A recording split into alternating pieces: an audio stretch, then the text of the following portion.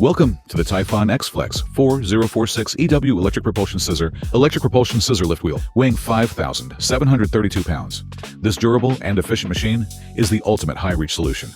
The XFlex features a 12-meter platform height, 705-pound safe working load for 2 employees, and a foot-operated telescopic tabletop, adding 0.9 meters and 249 pounds of capacity. The machine's overall length is 2,600 millimeters with a width of 1,170 millimeters. The overall height stands at 2,640 millimeters with the fence unfolded, dropping to just 1,940 millimeters when folded for easy clearance. Up top, the spacious work platform measures exactly 2,400 by 1,170 millimeters. The hinged structure ensures smooth elevation, while the intelligent control system enables one-person operation for lifting, steering, and movement. The joystick offers precise control with a turtle speed switch for tight spaces. It reaches full height in 80 seconds, descends in 90 seconds, and includes redundant controls, an emergency stop, and a main power switch. Powered by a 24-volt, 4.0 kilowatt motor, it climbs 25 to 30% slopes. Speeds adjust automatically.